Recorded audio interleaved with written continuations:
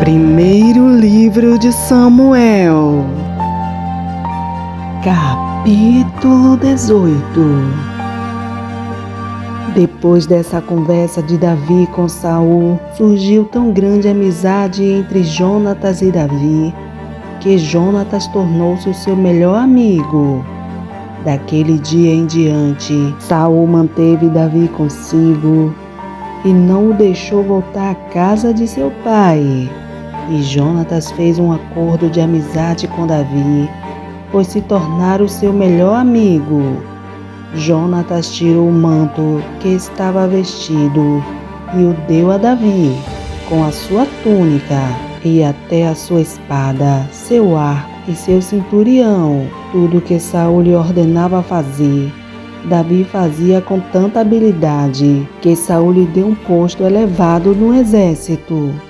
Isso agradou a todo o povo, bem como aos conselheiros de Saul.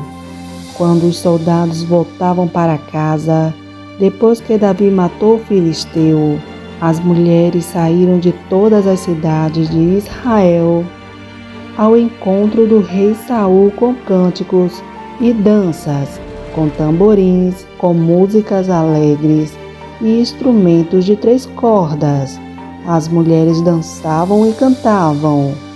Saul matou milhares e Davi dezenas de milhares. Saul ficou muito irritado com esse refrão e, aborrecido, disse: atribuíram a Davi dezenas de milhares, mas a mim apenas milhares. O que mais lhe falta senão o reino?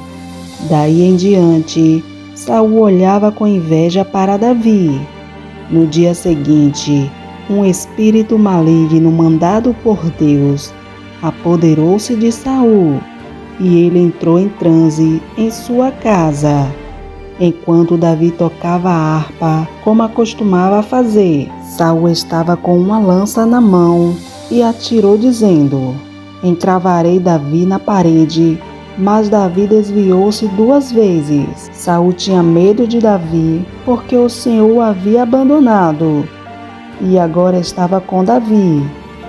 Então afastou Davi de sua presença e deu-lhe o comando de uma tropa de 1000 soldados que Davi conduzia em suas campanhas. Ele tinha êxito em tudo o que fazia, pois o Senhor estava com ele. Vendo isso, Saul teve muito medo dele.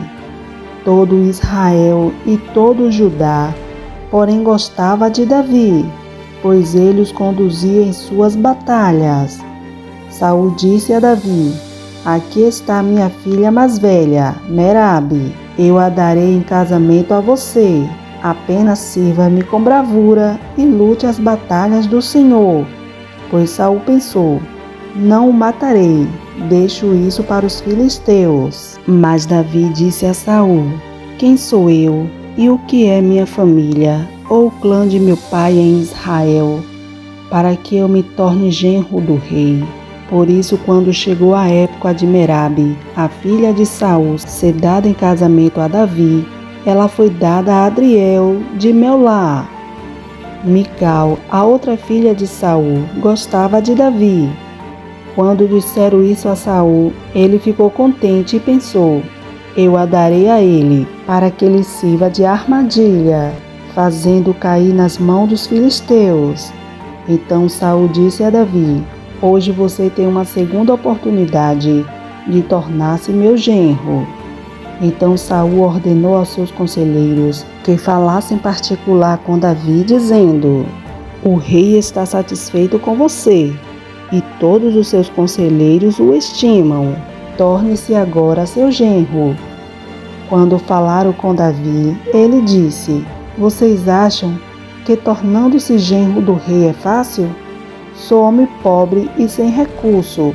Quando os conselheiros de Saul lhe contaram o que Davi tinha dito, Saul ordenou que dissesse a Davi: o rei não quer outro preço pela noiva, além de 100 prepúcios de filisteus, para vingar-se de seus inimigos. O plano de Saul era que Davi fosse morto pelos filisteus. Quando os conselheiros falaram novamente com Davi, Ele gostou da ideia de tornar-se genro do rei.